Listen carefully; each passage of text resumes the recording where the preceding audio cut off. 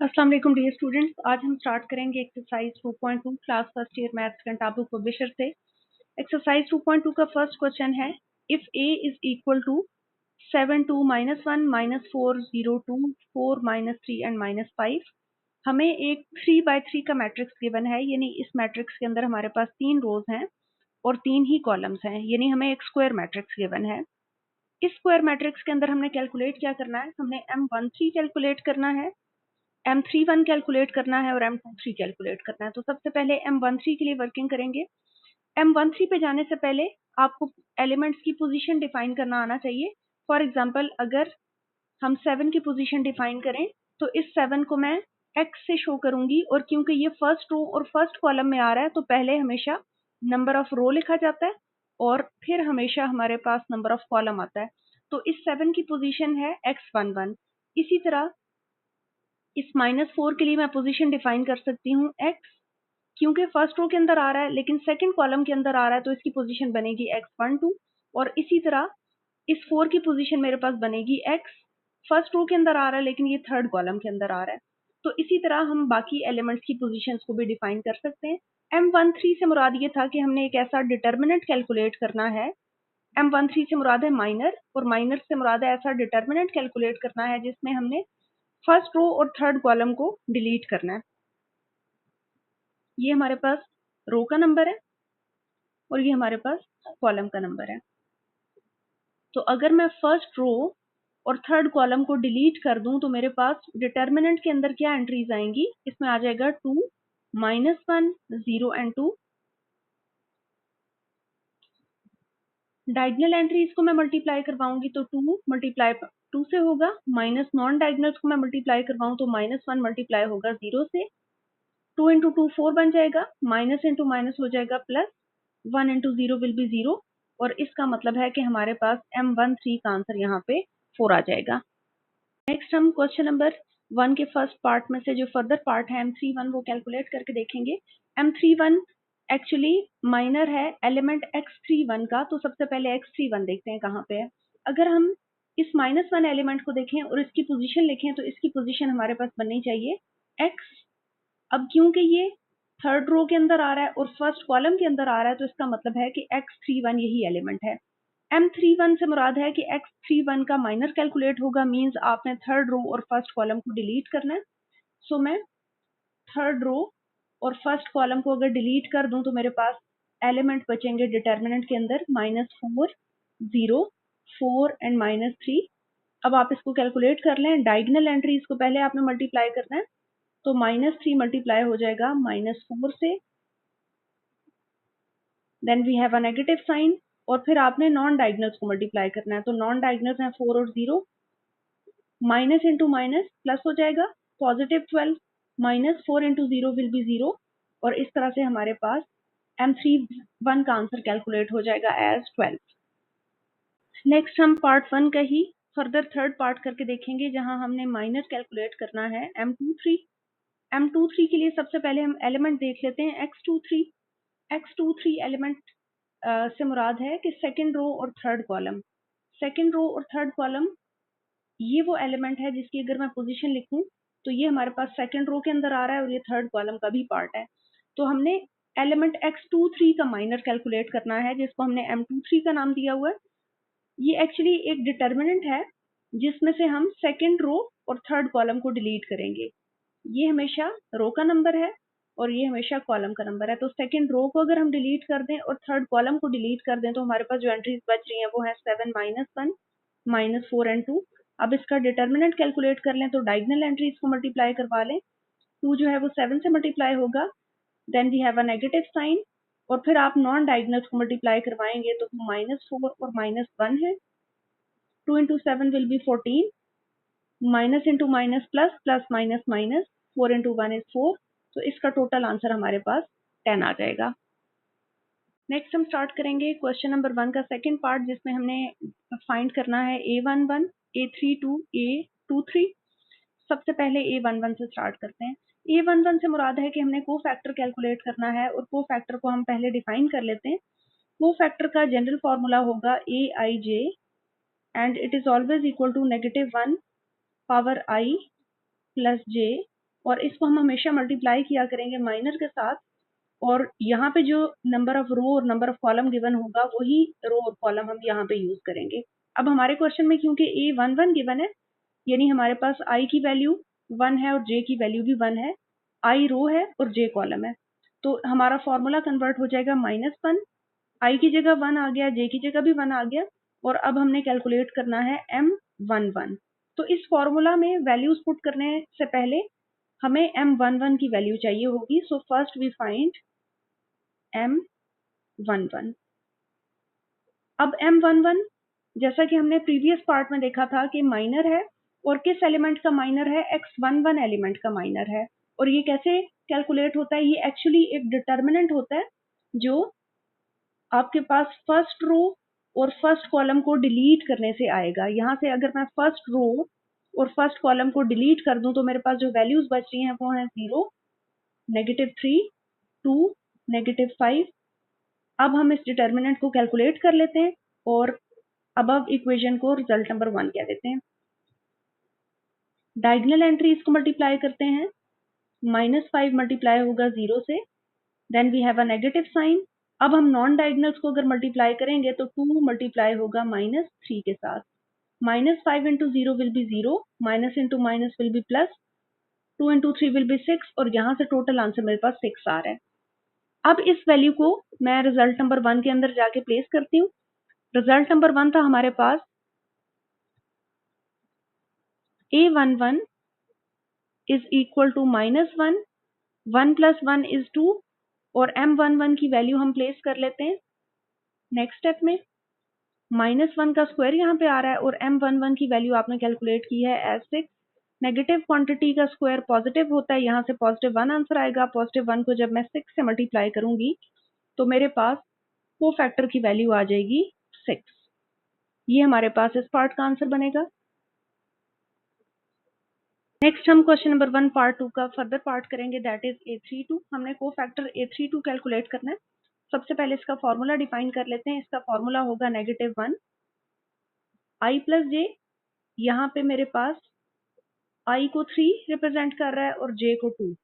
So i + j का मतलब होगा कि मुझे 3 और 2 को ऐड करना है, और साथ मुझे माइनर से मल्टीप्लाई करवाना है 3 2 से, M32 से। So first we are going to calculate M32, और आपके पास ये जो अब रिजल्ट मैंने लिखा है इसको आप कह सकते हैं रिजल्ट नंबर 1। M32 से मुराद है कि आपने माइनर की वैल्यू कैलकुलेट करनी है, और इस माइनर की वैल्यू एक्चुअली एक डिटर्मिनेंट है जिसमें हम थर्ड रो और सेकंड कॉलम को डिलीट करेंगे। सो थर्ड रो और सेकंड कॉलम को अगर मैं डिलीट कर दूं तो मेरे पास जो एंट्रीज बच रही हैं वो है 7, 2, 4 एंड -3। डिटर्मिनेंट कैलकुलेट कर लेते हैं। डिटर्मिनेंट से मुराद ये है कि आप डायगोनल एंट्रीज को मल्टीप्लाई करवाएं, 7 into -3, then we have a negative sign. Non diagonals को मल्टीप्लाई करवा दें, 2 इंटू 4, तो हमारे पास -21 -8 आ जाएगा, दैट इज -29। अब हमारे पास M32 की वैल्यू आ चुकी है, इसको हम रिजल्ट नंबर 1 के अंदर जाके प्लेस करते हैं। सो रिजल्ट नंबर 1 हमारे पास वैल्यू दे देगा A32 इक्वल था -1 पावर 5 के, और साथ में हमें इसको मल्टीप्लाई करना था M32 से। -1 की पावर एक ऑड नंबर है, इसका मतलब है यहाँ से आंसर मुझे -1 ही मिलना चाहिए, और M32 की वैल्यू है -29, माइनस इंटू माइनस हो जाएगा प्लस, और टोटल आंसर आ जाएगा आपके पास +29। नेक्स्ट हम क्वेश्चन नंबर 1 पार्ट 2 का थर्ड पार्ट करेंगे, दैट इज A23। इसका फॉर्मूला डिफाइन कर लेते हैं। -1 2 + 3, क्योंकि जो 2 है वो हमारे पास रो का नंबर है और जो 3 है वो हमारे पास कॉलम का नंबर है, तो यहाँ पे i + j होता था, मैंने 2 और 3 को ऐड करवा दिया, साथ में इसको माइनर से मल्टीप्लाई करवाऊंगी और उसमें भी हम 2 3 ही लिखेंगे। So first we are going to calculate M23, इसको हम कह सकते हैं रिजल्ट नंबर 1। M23 के लिए वैल्यू कैलकुलेट करने का मतलब ये है कि हमने एक ऐसा डिटर्मिनेंट कैलकुलेट करना है जिसमें हमने सेकंड रो और थर्ड कॉलम को डिलीट करना है। सो सेकंड रो और थर्ड कॉलम को अगर हम डिलीट कर दें तो हमारे पास जो एंट्रीज डिटर्मिनेंट में बचेंगी वो है 7 -1 -4 एंड 2। अब हम इसका डिटर्मिनेंट कैलकुलेट करेंगे, डायगोनल एंट्रीज को मल्टीप्लाई करवा दें, नेगेटिव साइन रखें और फिर आप नॉन डायगोनल्स को मल्टीप्लाई करवा दें। तो -1 को -4 से मल्टीप्लाई करवाएंगे, 7 × 2 will be 14, minus into minus plus, plus minus minus, तो हमारे पास टोटल आंसर यहाँ से 10 बन रहा है। अब इस वैल्यू को जाके मैं दोबारा रिजल्ट नंबर 1 के अंदर पुट करूंगी। So from result number 1, result number 1 ये था कि A23 की वैल्यू है -1, 2 + 3 विल बी 5 और M23 एज इट इज रख लें। -1 के ऊपर पावर 5 आ रही है, इसका मतलब है कि हमारे पास आंसर -1 ही आएगा, क्योंकि जब कभी -1 के ऊपर ऑड नंबर होता है आंसर हमारे पास नेगेटिव में ही आता है। M23 का मतलब है कि हमने इसकी वैल्यू प्लेस कर दी 10, तो टोटल आंसर हमारे पास यहाँ पे आ जाएगा -10। नेक्स्ट हम क्वेश्चन नंबर 1 का पार्ट नंबर 3 करेंगे। इसमें हमने इवेल्युएट करना है determinant of A by expanding across the second row. Second row को अगर हम यहाँ से देख लें तो हमारे पास ये सेकंड रो है।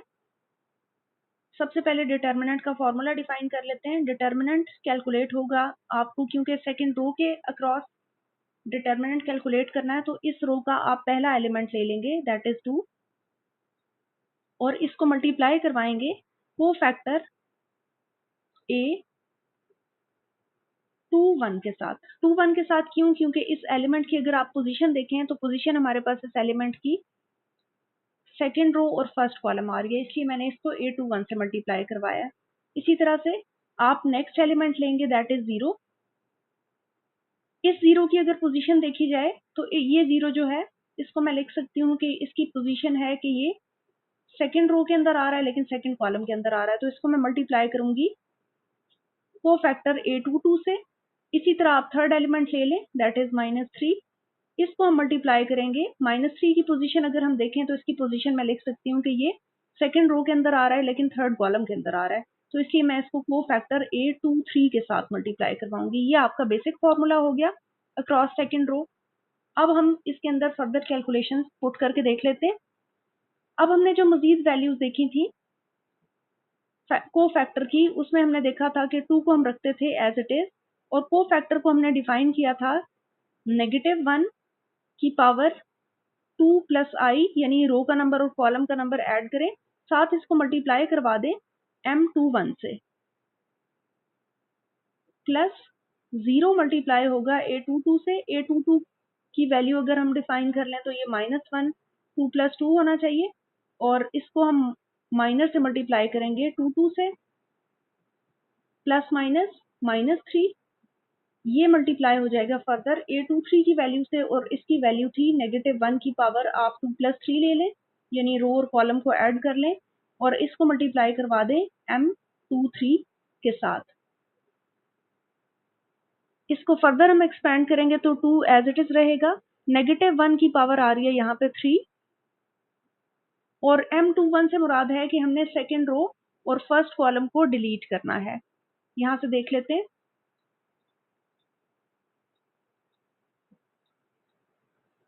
अगर इन एलिमेंट्स को हम छोड़ दें तो हमारे पास जो पोजीशनिंग आ रही है उसमें हमने सेकेंड रो और फर्स्ट कॉलम को डिलीट करना है। सो सेकेंड रो और फर्स्ट कॉलम को अगर मैं डिलीट कर दूं तो मेरे पास जो एंट्रीज आ रही हैं वो है -4 2 4 -5, 4 -4 2 4 एंड -5। इसको मैंने डिटर्मिनेंट में लिख दिया, इसके बाद मैंने इस ब्रैकेट को क्लोज कर दिया। नेक्स्ट मेरे पास आ जाएगा 0, 0 मल्टीप्लाई हो रहा है -1 रेज टू द पावर 4 के साथ। अब मुझे डिलीट करना है सेकेंड रो सेकेंड कॉलम को, सेकेंड रो सेकेंड कॉलम को, तो ये हमारे पास सेकेंड रो है, ये हमारे पास सेकेंड कॉलम है।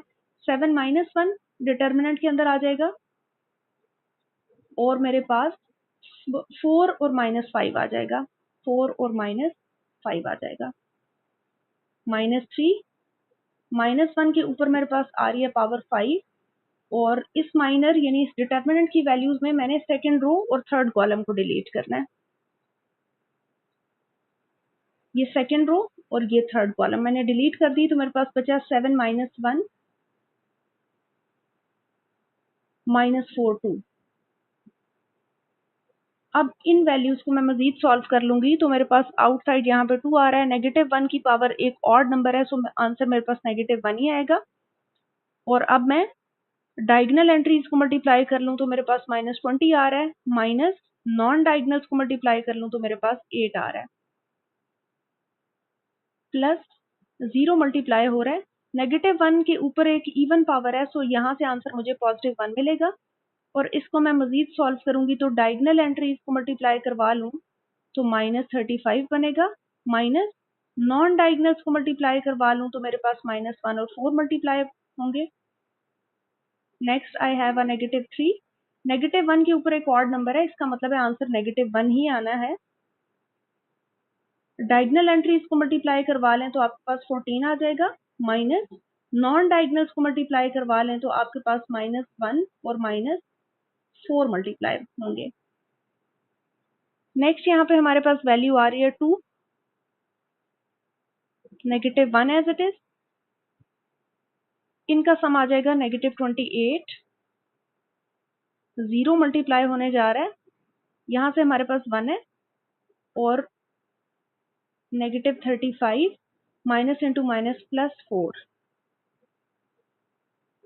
देन वी हैव अ -3, -1 के साथ मल्टीप्लीकेशन हो रही है, 14 minus into minus plus, plus minus minus, answer यहाँ से मेरे पास आ जाएगा 4। नेक्स्ट मेरे पास यहाँ से 2 आ रहा है, माइनस इंटू माइनस प्लस हो जाएगा, 28 बन जाएगा, यहाँ से 0 आ रहा है, यहाँ से 1 आएगा, 35 -35 + 4 will be -31, -3 as it is, -1 multiply होने जा रहा है, 14 में से 4 लेस करेंगे तो हमारे पास 10 आ जाएगा। नेक्स्ट हम थोड़ी सी करेक्शन करेंगे, यहाँ पे हमारे पास 5 के साथ एक नेगेटिव साइन था, सो यहाँ पे हम नेगेटिव साइन रखेंगे। यहाँ से डायगोनल एंट्रीज का जो प्रोडक्ट है वो +20 बनेगा, और यहाँ से मेरे पास एज करेक्शन आंसर आ जाना चाहिए +12। अब जब +12 को मैं -1 से मल्टीप्लाई करूंगी तो ये मेरे पास आंसर आ जाएगा -12 इनसाइड द ब्रैकेट, और -12 को जब मैं फर्दर 2 से मल्टीप्लाई करवाऊंगी इट विल बी -24। 0 इस सारे प्रोडक्ट के साथ मल्टीप्लाई होकर 0 ही आएगा, और माइनस इंटू माइनस प्लस हो जाएगा 30। सो +30 में से 24 लेस करेंगे तो टोटल हमारे पास इसका आंसर आ जाएगा 6। सो डिटर्मिनेंट का आंसर हमारे पास 6 आ रहा है। हम क्वेश्चन नंबर 1 का ही फोर्थ पार्ट करेंगे। फोर्थ पार्ट में हमें डिटर्मिनेंट ऑफ ए कैलकुलेट करना है by expanding down the second column. Second column को एक्सपेंड करते हुए, ये हमारे पास सेकेंड कॉलम है, इसकी एंट्रीज को एक्सपेंड करते हुए हमने डिटर्मिनेंट कैलकुलेट करना है। तो सबसे पहले डिटर्मिनेंट को डिफाइन कर लेते हैं। डिटर्मिनेंट को डिफाइन करने के लिए जो भी गिवन रो या कॉलम होगा हम वहीं से स्टार्ट करेंगे। तो गिवन कॉलम हमारे पास सेकंड कॉलम है जिसकी पहली एंट्री है -4। अब इसके साथ मैंने इसका को फैक्टर लिखना है, तो को फैक्टर के लिए आपको पोजीशन एलिमेंट की पता होना लाजमी है। इसकी पोजीशन को अगर मैं देखूं तो इसको मैं एक्स से डिफाइन करूंगी या स्मॉल ए से भी डिफाइन कर सकते हैं। इसमें हमारे पास ये फर्स्ट रो के अंदर आ रहा है लेकिन सेकंड कॉलम के अंदर आ रहा है, सो मैं इसके साथ को फैक्टर मल्टीप्लाई करवाऊंगी कैपिटल A12। नेक्स्ट हम एडिशन का साइन रखते हैं, देन वी हैव अ 0। अब इस 0 की अगर मैं पोजीशन देखूं तो ये मेरे पास सेकंड रो के अंदर आ रहा है और सेकंड कॉलम के अंदर आ रहा है। इसका मतलब है कि इसके साथ मुझे A22 को मल्टीप्लाई करवाना चाहिए, और लास्ट एलिमेंट है हमारे पास 2। और अगर इस 2 की पोजीशन को देखा जाए तो ये हमारे पास आ रहा है थर्ड रो के अंदर लेकिन सेकंड कॉलम के अंदर, तो इसको मुझे मल्टीप्लाई करवाना चाहिए A32 के साथ। थोड़ा सा फॉर्मूला को और एक्सपेंड करेंगे। नेक्स्ट -4 हम एज इट इज लिखेंगे।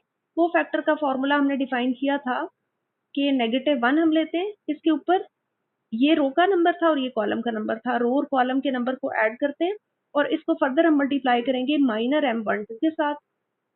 इसी तरह से ये 0 मल्टीप्लाई होने जा रहा है a22 के साथ, जिसकी वैल्यू होगी -1 रेज टू द पावर 2 + 2, और ये फर्दर मल्टीप्लाई होगा m22 के साथ। और नेक्स्ट हमारे पास 2 आ रहा है, a32 की वैल्यू प्लेस कर लेते हैं, दैट इज -1। 3 और 2 को हम ऐड करेंगे और इसको भी हम माइनस से मल्टीप्लाई करेंगे m32 के साथ। थोड़ा सा और इसको सिंप्लीफाई करके देख लेते हैं। इसकी सिंप्लीफिकेशन में नेक्स्ट हमारे पास -4 एज इट इज आ जाएगा इस ब्रैकेट के अंदर। -1 के ऊपर पावर 3 आ रही है, और m12 का मतलब है कि हमने फर्स्ट रो और सेकंड कॉलम को डिलीट करना है और एक डिटर्मिनेंट लिखना है। सबसे पहले डिलीशन का काम कर लेते हैं। यहाँ पे लिखा हुआ था m12 first row and second column, so first row and second column, ये हमारे पास फर्स्ट रो आ रही है, ये हमारे पास सेकंड कॉलम आ रहा है। इसकी एंट्रीज को अगर मैं स्किप कर दूं तो मेरे पास डिटर्मिनेंट के अंदर बचेगा 2, -1, -3 एंड -5। यहाँ से इस ब्रैकेट को क्लोज करते हैं। नेक्स्ट हमारे पास ये 0 मल्टीप्लाई हो रहा है, -1 की पावर आ रही है हमारे पास 4, और m22 से मुराद है कि अब आपने सेकंड रो और सेकंड कॉलम को स्किप करना है। तो ये हमारे पास आ रही है सेकंड रो, और ये हमारे पास सेकंड कॉलम ही था। इसको अगर मैं स्किप कर दूं या डिलीट कर दूं तो मेरे पास कॉलम के अंदर, मेरे पास डिटर्मिनेंट के अंदर बचेगा 7, -1, 4 and -5। Then we have a 2, -1 के ऊपर आ रही है पावर 5। m32 से मुराद है कि थर्ड रो और सेकंड कॉलम को डिलीट कर दें, तो ये हमारे पास थर्ड रो आ रही है और ये हमारे पास सेकंड कॉलम आ रहा है। इसको अगर मैं डिलीट कर दूं तो मेरे पास जो एंट्रीज हैं वो बच रही हैं 7, 2, 4 एंड -3। उसके बाद हमने इसी को सिंप्लीफाई कर,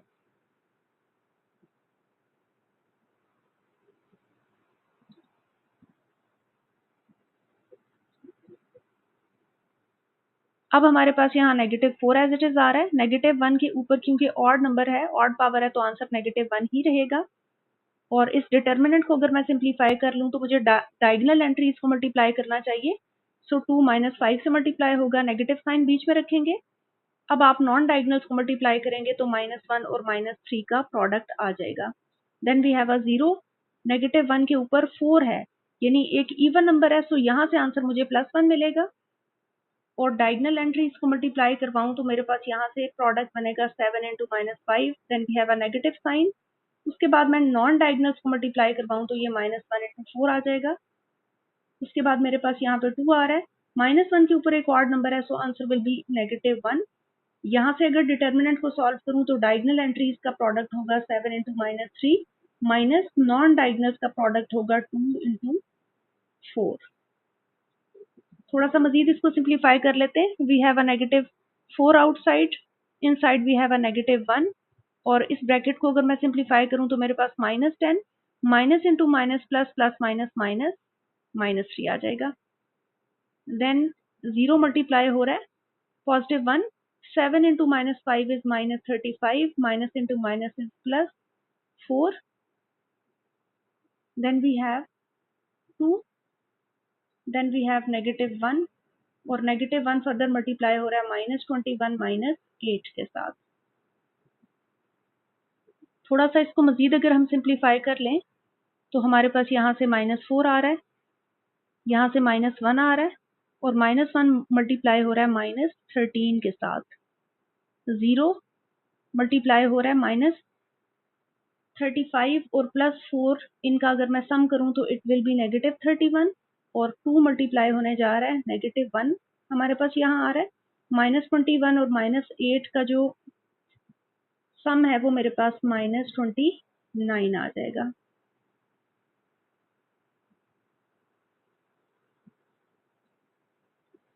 नेक्स्ट हम इसको और सिंप्लीफाई कर लेते हैं। -4 आउटसाइड आ रहा है, माइनस इंटू माइनस हो जाएगा प्लस, +13 यहाँ पे रह जाएगा। 0 multiply by some number is 0, और यहाँ पे मेरे पास 2 आ रहा है। -1 और -29 का जब मैं प्रोडक्ट लूंगी तो माइनस इंटू माइनस प्लस हो जाएगा, और मेरे पास सिर्फ 29 आ जाएगा। -4 और 13 को मल्टीप्लाई करवा लें तो मेरे पास आंसर आ रहा है -52 प्लस 0 और 2 को 29 से मल्टीप्लाई करवा लें तो मेरे पास आंसर आ जाएगा यहाँ से 58 और इस तरह से टोटल आंसर मेरे पास यहाँ से भी 6 आ जाएगा।